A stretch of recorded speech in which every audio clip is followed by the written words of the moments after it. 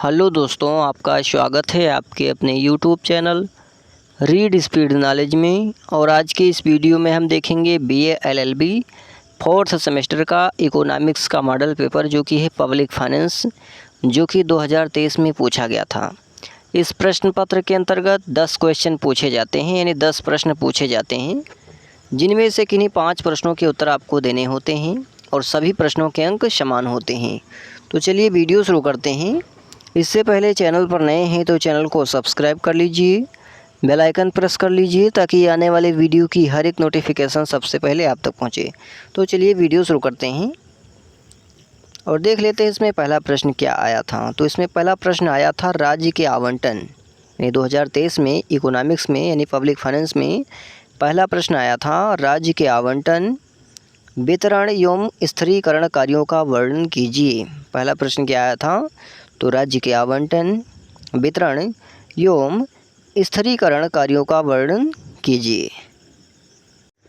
तथा दूसरा प्रश्न आया था बाजार के सिद्धांत एवं बजट के सिद्धांत के बीच अंतर कीजिए।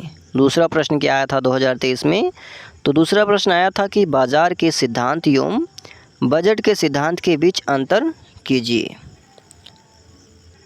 अगला प्रश्न आया था कि किसी देश की सामाजिक आर्थिक परिस्थिति, यानी किसी देश की सामाजिक आर्थिक परिस्थिति किस प्रकार कर प्रणाली को तय करती है, भारत के संदर्भ में इसकी व्याख्या कीजिए।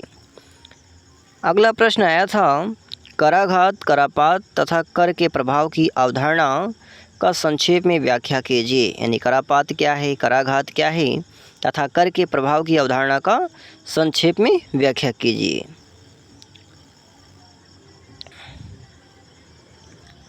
अगला प्रश्न आया था, पांचवा प्रश्न आया था राजकोषीय संघवाद से क्या तात्पर्य है। यानी राजकोषीय संघवाद से क्या तात्पर्य है, भारत के संदर्भ में इसके सैद्धांतिक एवं व्यवहारिक औचित्य की विवेचन कीजिए। अगला प्रश्न आया था कि आप इस बात से कहाँ तक सहमत हैं। यानी छठवां प्रश्न क्या आया था?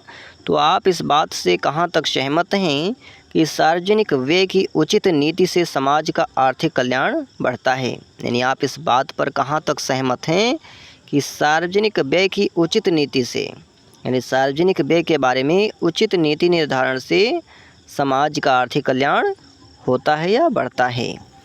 अगला प्रश्न पूछा गया था कि भारत में हाल के वर्षों में कर सुधार की दिशा में उठाए गए कदमों का मूल्यांकन कीजिए। यानी पब्लिक फाइनेंस के अंतर्गत अगला जो 7वां क्वेश्चन है कैसे पूछा गया था? तो 7वां क्वेश्चन इस प्रकार से पूछा गया था कि भारत में हाल के वर्षों में कर सुधार की दिशा में उठाए गए कदमों का मूल्यांकन कीजिए। यानी कौन कौन से कदम उठाए गए उनका मूल्यांकन कीजिए, उनके बारे में बताइए।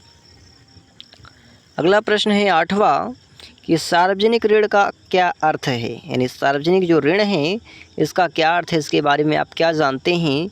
बढ़ते सार्वजनिक ऋण का एक अर्थव्यवस्था की सेहत पर क्या प्रभाव पड़ता है। यानी बढ़ते हुए सार्वजनिक ऋण का एक देश की या किसी देश की अर्थव्यवस्था की सेहत पर क्या प्रभाव पड़ता है।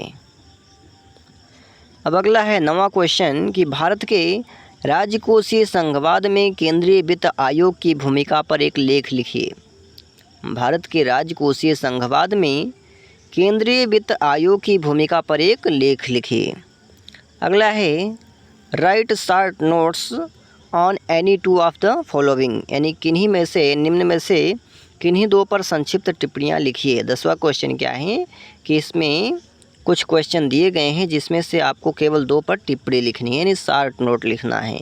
जिसमें पहला प्रश्न क्या है? तो पहला इसमें है कि राजकोषीय लोकतंत्र क्या होता है। यानी राजकोष लोकतंत्र ये या लोकतंत्र क्या होता है, इसके बारे में आपको थोड़ा सा लिखना है। अगला है करारोपण का कर देय क्षमता सिद्धांत क्या है, इसके बारे में भी आपको थोड़ा सा लिखना है। यानी इसमें से आपको केवल 2 ही करने हैं।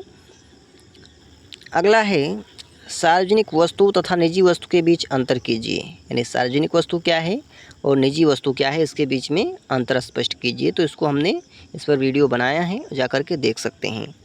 अगला है घाटे की वित्त व्यवस्था क्या है, इसके बारे में संक्षेप में बताइए, यानी छोटे शब्दों में आपको बताना है। तो आज के लिए इतना ही, मिलते हैं किसी और वीडियो में।